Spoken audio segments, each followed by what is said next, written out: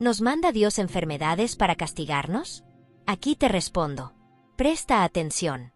Imagina que Dios entregó una mansión inteligente perfectamente equipada, la tierra y nuestro cuerpo. Pero el inquilino, la humanidad, decidió ignorar el manual de usuario, metió químicos en el sistema de ventilación, alteró los circuitos y dejó de limpiar. Con el tiempo, el inquilino enferma. ¿Es culpa del arquitecto? No. Es la consecuencia de alterar una obra maestra. Aquí te lo explico a fondo bajo la perspectiva bíblica y científica. En Romanos 8:21, la Biblia dice que la creación está esclava de la corrupción. Esto significa que el mundo está oxidado. Dios diseñó una atmósfera, un agua y una tierra puras. El ser humano, por codicia o descuido, ha vertido metales pesados, plásticos y humos tóxicos. Cuando respiramos aire contaminado o comemos alimentos procesados con químicos que no existían hace 100 años, nuestro cuerpo, la obra maestra, empieza a reaccionar. Las células se confunden y mutan. No es Dios mandando un cáncer, es el cuerpo gritando porque está viviendo en un entorno para el que no fue diseñado. Dios estableció leyes de descanso. En el Génesis, vemos el concepto del Sabbat, descanso. El ser humano moderno ha decidido que puede trabajar 24/7, dormir poco, vivir bajo estrés constante y alimentarse deprisa. Hemos alterado nuestro reloj biológico. El estrés crónico debilita el sistema inmune que Dios nos dio para protegernos. Al ignorar los tiempos de reposo que el diseñador marcó, el cuerpo se desgasta más rápido. No es una prueba divina, es el agotamiento de una máquina que nunca se apaga. La alteración genética y la herencia. La Biblia habla de que las consecuencias de los actos de los padres pueden llegar a los hijos. Éxodo 20:5. Hoy lo entendemos a través de la epigenética. Aquí te explico de manera sencilla. Muchas personas viven aterradas creyendo que cargan con una maldición generacional, un castigo místico, cuando la Biblia y la ciencia en realidad hablan de una herencia de consecuencias. Aquí te explico la diferencia para que puedas liberar a otros de esa culpa. No es un castigo, es una siembra. Gálatas 6:7. La gente cita Éxodo 20:5, visito la maldad de los padres sobre los hijos, para asustar. Pero se olvidan de leer Ezequiel 18:20. El hijo no llevará el pecado del padre, la justicia del justo será sobre él, y la impiedad del impío será sobre él. Dios no manda la enfermedad al nieto por lo que hizo el abuelo. Lo que ocurre es que si un padre contamina el pozo de agua de su casa, sus hijos y nietos beberán agua sucia y enfermarán. No es que Dios los maldijo, es que están viviendo en el entorno que se heredó. La maldición es en realidad epigenética. Hoy sabemos que los traumas, la mala alimentación y el ambiente alteran cómo se expresan nuestros genes. Cuando la Biblia habla de que las consecuencias llegan a la tercera y cuarta generación, está describiendo una realidad biológica. Lo que hacemos con nuestro cuerpo y el mundo deja una huella física. No estás bajo una maldición oscura que requiere un ritual para romperse. Estás habitando un cuerpo y un mundo que han sido desgastados por quienes estuvieron antes. Pero Dios no te culpa a ti por eso. Él quiere restaurar lo que se dañó.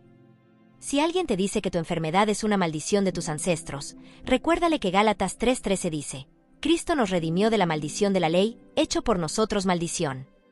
Si eres creyente, ninguna maldición tiene poder sobre ti. Si estás enfermo, es por la fragilidad de la carne en un mundo contaminado, no porque Dios te tenga una cuenta pendiente por lo que hizo tu tatarabuelo. Culpamos a los padres para encontrar una explicación lógica al dolor, pero eso solo trae resentimiento. Nuestros padres también fueron víctimas de un mundo alterado. Todos somos parte de una cadena humana que ha maltratado la obra maestra de Dios. En lugar de buscar maldiciones, busquemos al restaurador. Dios no mira tu árbol genealógico para decidir si te ayuda, Él mira tu necesidad hoy. Lo que hacemos con nuestro cuerpo y nuestro entorno afecta nuestro ADN. Si una generación contamina el agua o abusa de sustancias, altera la información genética que pasa a la siguiente. Muchos niños nacen con enfermedades no porque Dios los esté juzgando, sino porque heredan una biología que ya viene golpeada por las decisiones de generaciones anteriores y por el ambiente degradado. Es una cadena de consecuencias humanas, no un decreto de Dios. A veces tú te cuidas, pero enfermas porque otros contaminaron el río de donde bebes. La explicación: la Biblia enseña que somos un solo cuerpo. Lo que le hacemos al planeta nos afecta a todos. El pecado, el egoísmo, de unos pocos que prefieren el dinero sobre la ecología, termina enfermando a los inocentes. El resultado: Dios permite que las leyes de causa y efecto funcionen. Si alguien vierte veneno en la tierra dará frutos amargos. Dios no manda el veneno, El ser humano lo puso ahí, y todos sufrimos las consecuencias de vivir en comunidad. Reflexionemos. Dios hizo una obra maestra, pero nosotros hemos hackeado el sistema. La enfermedad es el error de software que ocurre cuando el programa se sale de su código original. Lo más alentador de esto es que Dios no está enojado contigo por estar enfermo. Él está triste al ver cómo hemos dañado su obra y, por eso, promete que al final hará nuevas todas las cosas. Apocalipsis 21:5. Mientras tanto, Él no te juzga por tu debilidad, sino que te ofrece su fuerza para resistir en este ambiente que el hombre alteró. ¿Te hace sentido ver la enfermedad como un daño colateral de nuestras decisiones como especie, en lugar de un ataque de Dios? Dejemos de culpar a Dios, la verdad sobre nuestro sufrimiento. Hoy quiero hablarles a quienes llevan una doble carga, la del dolor físico o emocional y la del peso espiritual de creer que Dios es el autor de su tragedia. Es común escuchar en momentos de crisis, Dios así lo quiso, Él te está probando o es una lección que debes aprender.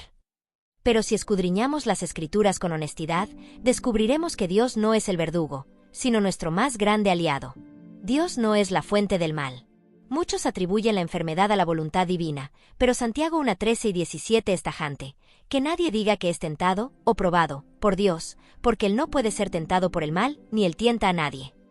El texto añade que de lo alto solo desciende toda buena dádiva y todo don perfecto. Si lo que estás viviendo causa destrucción, dolor y muerte, por definición bíblica, no proviene de Dios. Él es el Padre de las luces, no de las sombras. No estás bajo un examen de crueldad. La idea de que Dios manda enfermedades para probar nuestra fidelidad contradice el carácter de Jesús. En Juan 9:1-3, cuando los discípulos buscaron una culpa o una lección detrás de la ceguera de un hombre, Jesús fue rotundo: no es que pecó ni sus padres. Él rompió el mito del castigo generacional.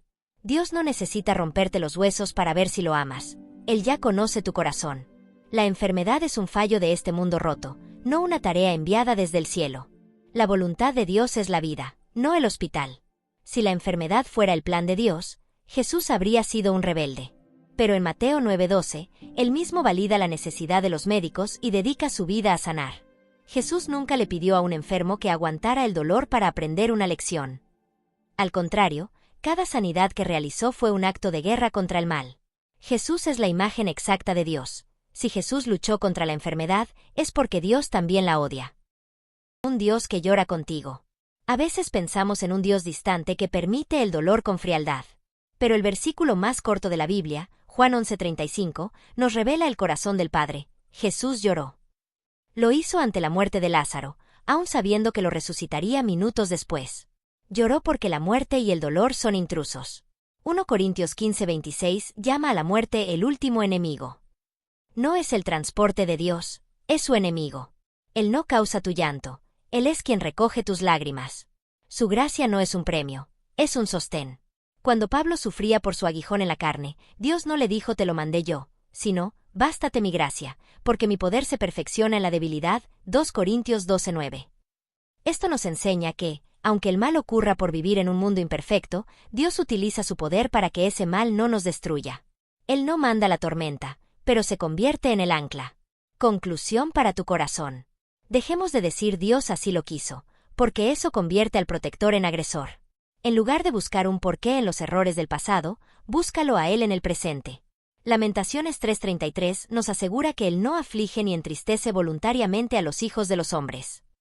Si hoy sufres, recuerda, Dios no te envió a la batalla para probarte, Él bajó a la batalla para salvarte.